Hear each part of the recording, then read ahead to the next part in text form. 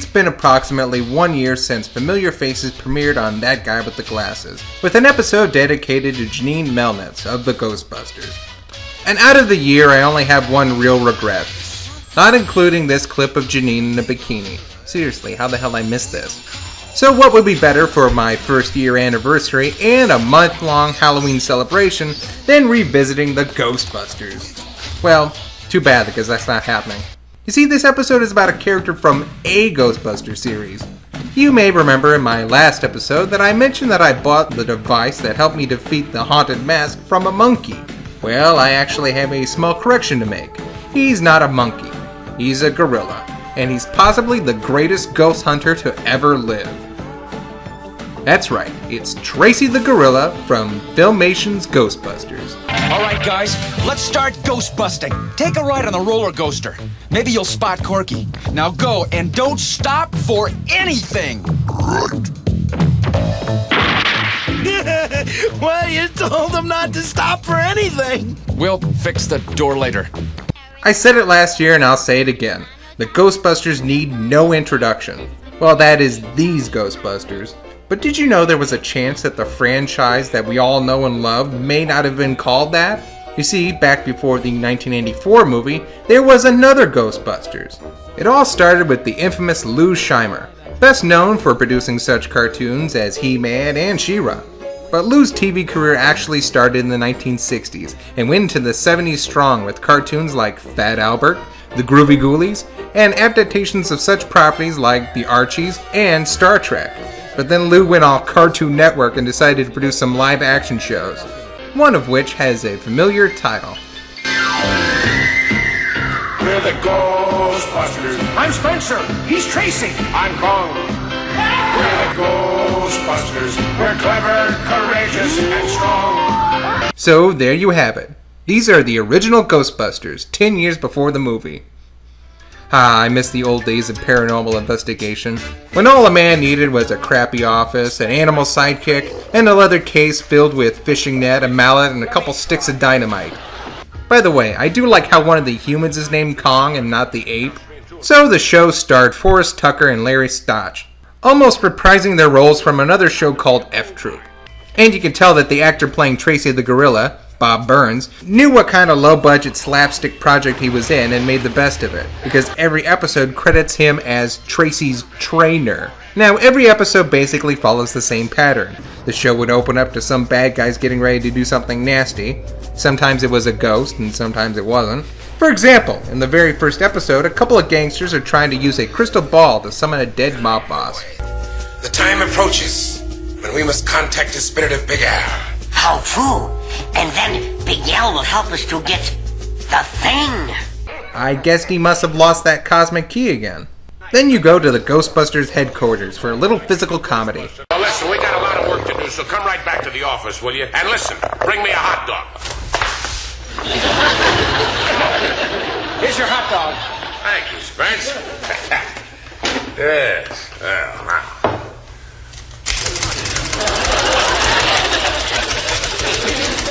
Then Kong will send out Eddie and Tracy to pick up the secret message from the Chief.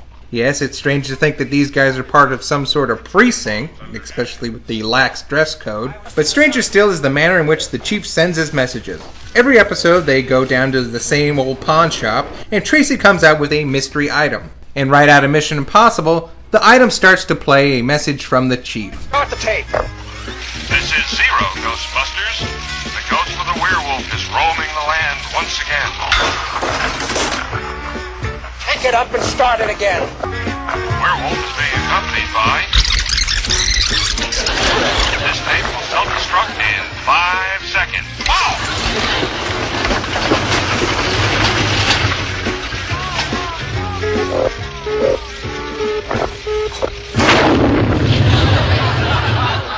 Must have been using the same technology the bad guys used in Last Action Hero. Oh yeah, and he does this every episode. Counts down on his fingers until it blows up in his face. I don't even know why they go through the trouble since the Chief always sends them to the same place. The creepy old mansion outside of town. That looks like an old castle to me. You say castle, I say Elliot room. Oh, I'm sorry, the creepy old castle that looks like a mansion from far away, but turns into a castle when you get close enough to it. Oh, and FYI, those were ghosts. Yeah, bet you couldn't tell if I hadn't told you. In fact, most of the ghosts look like regular humans. So you know the tradition of openings having more production value than the actual show? Well, that goes for this show too. Now the rest of the show is the gang running around the manor/castle with plenty of wisecracks and gags to go around. We've got a job to do, remember? What are you, mice or men? Cut that out. Eventually, they corner the ghost and break out the dematerializer, which does exactly what its name implies. It strips the ghost of their corporeal matter, which allows them to run amok in the world of the living in the first place, and sends them back to the spirit world. This is the basic pattern of events for all 16 episodes. Then it was cancelled and forgotten. That is until 1984, when Columbia started filming their version of Ghostbusters. Now, I've been looking all over the internet, and I found a lot of conflicting sources, so I can't really confirm nor deny if the Ghostbuster movie was in any way inspired by the 1975 series, and the official public stance from both companies is that neither one has a connection to the other, except by name only. But speaking purely from my opinion, I do find it a little funny that both are comedies that feature a group that just so happens to use a device to fight ghosts. And there is the fact that they have the same exact name. I did that, that's my fault. Somehow I just can't shake the feeling that this somehow inspired this. On the other hand, I have my hunches that this was also inspired by this. Columbia was making the movie anyway, and luckily they were able to acquire the rights to the name Ghostbusters from Lou Scheimer, which is good because all the alternative titles sucked. Maybe that's because they translated the title to Your Mother Has a Hairy Back.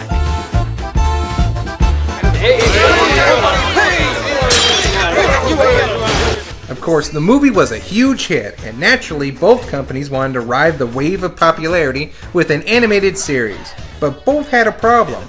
Lou sold the rights to the name, but never thought of retaining the rights to the animated series. And I had made a serious mistake. I did not keep the animated rights for ourselves. Meanwhile, the other Ghostbusters only bought the right to use the name for the movie, and Lou wouldn't make the same mistake twice by selling the name to a TV show. Eventually, each one found a solution. Filmation couldn't use the characters from the movie, but they could revive the original characters from the 1975 show and bank on the now popular namesake. In turn, Deke found a way around their name problem by calling their show The Real Ghostbusters, which is kind of a shot in the nuts, right? I mean, these guys were first, so they're the real Ghostbusters. But I guess the other Ghostbusters just doesn't have that ring to it. And for the longest time I thought the real when the title was always separating the cartoon from the movie. Like they were being ironic. In fact, I remember one show ending with the Ghostbusters all going to the Columbia movie, as if to say that this was based off of their lives. Little did I know it was just the result of some red tape. But to make a long story short, there were 2 Ghostbusters cartoons released in the same year. And if you think the real Ghostbusters changed a lot of stuff that was in the movie, just look at the overhaul Filmation did on their series. Basically, the format was a hybrid of the wacky slapstick from the original series, combined with a little more action. And I mean little. Ah, me no like Ghostbusters. Okay, you can shoot him now. He's right in front of you, you can just shoot him. Just shoot him, he's the size of a barn. Okay, just shoot him now, he's right in front of you, and you fail. Yeah, most of the fights in the show are reenactments to the opening of Big. Great. But what's the plot? Well, 2 guys named Jake and Eddie Jr., the sons of the original Ghostbusters, have taken over their father's ghostbusting business. And as you can see, they're a little iffy when it comes to catching ghosts. That's Eddie Jr., and aside from being a chicken, the guy breathes so heavy he makes asthma look contagious. Come back here, you cowards! Did you see them? I just saw Apparition and Brian. It's just beer. Oh, give me a break. It's just beer. Oh, man up. All right, what happened? What'd you lose him? He's a freak. He's the fastest kid alive. This is not good. He's the fastest kid alive. Fastest kid alive, my ass. Come on, what are we gonna do? I'll shoot my gun in the air. Give me a fucking warning before you do it! Then there's Jake. Nothing special about him, he's pretty much your average leader. He does have a nose that starts to twitch whenever a ghost is around. This is never explained, but I think personally that Jake partied a lot with death in college, and he's jonesing for more souls. But seriously, they are a lot tougher than they seem. I do believe in rainbows! I do believe in rainbows! Okay, they're totally screwed. Which is why they have Tracy the gorilla to help them, who's looking pretty buff for being 10 years older. And he got a new wardrobe and dye job. Must have had some sort of monkey midlife crisis. This is Tracy. He's the one who invented all our ghost-busting gadgets. I think you hurt his feelings. Sorry, Tracy. Friends?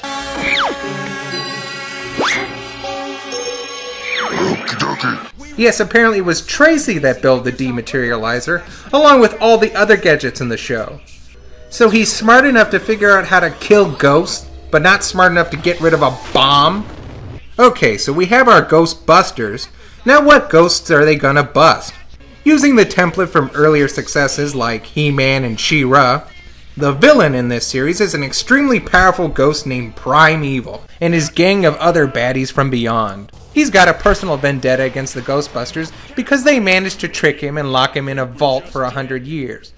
Because ghosts can't walk through walls? He hates the Ghostbusters so much, it sounds like he's having a literal shit fit. Ghost-busting ghouls? Those miserable Ghostbusters are there. Even the Ghostbusters!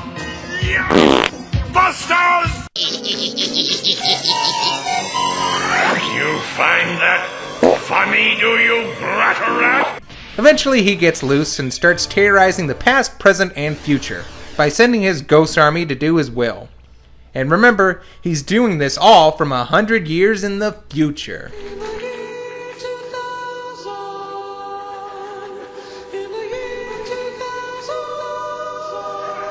Although robot ghosts are expected to outperform regular ghosts, they all unfortunately run on the latest Windows operating system. Cybernetic pirate ghosts have gone unchallenged since the cure for android ninja zombieism was found in 2743. Everyone will forget that werewolves are not ghosts. After 100 years of evolution, bats will change into pink creatures with the ability to talk and dress themselves in little red leotards. Seriously, what the hell is their deal? So in every show, Prime gets a hair up his butt, because, you know, he doesn't wear pants, and sends one of his ghosts to attack the humans. And what took Rita Repulsa 30 seconds to do, usually takes Primeval about 15 minutes. Appalachia, I've got a job for you!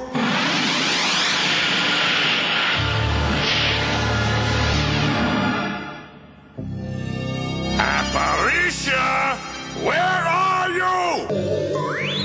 Oh, now where did I put that amulet? Oh. Didn't you hear the boss calling you? I don't care. Who called me? I've got the hiccups and I'm not going anywhere until I find my amulet. Didn't Bratterat tell you I wanted you? No. Yes, I did. You didn't. I did too. And if you want to get rid of the hiccups, drink water. No. Hold your breath and count to 10. Ghostbusters! Fighting spirits from the netherworld and discussing the cures for hiccups. It's like Seinfeld, but with ghosts. Eventually, the Ghostbusters get the call to action and suit up. And I have to say I have mixed feelings about this suiting up sequence. First of all, I do love it. It's the best animation in the whole show, and it's got a catchy tune. And I dig all the creepy images. Plus, they always started off with the world's most epic high five. On the other hand, they use it every episode, and it's the longest sequence ever. Seriously, that thing is longer than the He-Man transformation and the She-Ra transformation combined. And isn't this just a bit too complicated to change your clothes and get your shit? Yeah, look at that. It disintegrates your clothes. Do these guys have to get a new suit every time they use this thing? Oh yeah, and Tracy was the one who built this thing, right? I mean, that was the statement earlier. Tracy designs all of our equipment. So that means, along with the dematerializer, he built a parallel nightmarish dimension that sits on top of their house, a talking phone with an attitude, a talking TV that speaks in nothing but PSAs, and a talking car that can fly through time. All of this, is what happens when you give a gorilla LSD, cocaine, marijuana, a quantum physics textbook, the complete works of Lovecraft, and the first season of Pee-wee's Playhouse on DVD. And not only is he the brains of the group, he's also the muscle. So he's basically doing all the work and babysitting these two clowns like he did for their dads. Really, the only reason why Jake and Eddie are around is because they can speak English. Just look at the back of this VHS release from the 80s. Tracy looks like he's in pain. He's thinking to himself, why did I blow all the money from the first series on bananas and monkey prostitutes? So, is the show any good? Well, in quality, no, it's god-awful. In the Filmation tradition, they constantly recycle animation. The characters always have this blank look on their faces, and everyone is always walking away or towards the action, like they were bored by the fact that they're fighting ghosts. In fact, they're so lazy that when they had a story about vampires, they literally recycled the animation from an earlier Filmation show, The Groovy Ghoulies. But in that lies the secret to this show. Entertainment-wise, it is hilarious. It is totally an unintentional comedy, like The Happening or The Room. For example, in one episode, Primeval has a plan to stop oil production, to make all the engines in the world useless. So he sends the mummy, Airhead, to terrorize oil fields in the Middle East, which everyone knows are all right next to the Great Pyramids of Egypt. Oh yeah, well sure, they were only off by a couple thousand miles. Then you have insipid characters like Futura, the Ghostbuster of the future, as if you couldn't tell. Yeah, that's what Bluetooth would look like if it were around during the 80s. And who the hell names their kid Futura? Especially since the future is just the present to her. So she should be present-y or something. Oh, this one kills me. When they're away from their office and they need to get their equipment, they use this portable changing room that's faster than the regular one. Then why the hell don't you use that one instead of going through a nightmare? And finally, besides the I Love Rainbows bit, this is by far my favorite exchange between Jessica, the reporter, and a mysterious individual that has sent her a message. Okay, whoever and wherever you are, what's this all about? Sit down, Miss Ray. How are you? I'd be a lot better if I could see you. Well, here I am. Mr. Phantom, I'll bet you can tell me about the ghosts that are turning up all over New York City.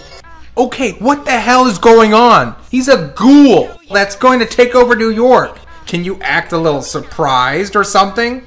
Well, anyway, the show only lasted a year in syndication. And even now they advertise the DVD set as Filmation's Ghostbusters, as if to say to the other franchise, yeah, you beat us. Which is ironic, since it was He-Man that was actually the more popular kids show at the time. They even made a joke about it in Ghostbusters 2. But I do have to admit there is something about this series that has a certain charm. Like most Filmation cartoons, the backgrounds are great. And I did like a few of the ghost characters. How would you like to take a ride with me, And I'm more than certain a lot of other people did too. Again, I can't help but think that a few elements borrowed from this show went into Nickelodeon's Danny Phantom. Like being able to sense ghosts with a body part, the ghosts acting more like supervillains than they do monsters. And where do you think the idea for the Fenton Thermos may have come from? Plus, it's a show about a gorilla that fights ghosts. That statement alone is win, but it doesn't stop there. There was recently an ultra-low-budget movie released in 2005 called The Naked Monster, and it features Bob Burns from the original Ghostbusters, credited as Tracy the Gorilla. Even now he's fighting the supernatural. And luckily, with my own dematerializer, I don't have to worry about any supernatural force messing with me. Ka-chow! Ka-chow, ka-chow, ka-chow! Oh, hi, pitiful maggot. It's me. I couldn't help but overhear that you like to watch the bad things. Well, surprise! I am banishing you to the boss hole, a void of unrelenting horrors. Is terrifying, huh? Your only way to get out is to watch a movie. It's film about love, loss, and a vampire that starts a rock band to screw a lady friend. It will tear your soul apart! Ha ha ha, Skronk. Ha ha ha ha. Oh, and one more thing. Don't you ever say anything bad about the room again! Haha. Anyway, how is your sex life? Okay, I got to go now. Bye-bye. Ka-chow, ka-chow, ka-chow. What the hell just happened?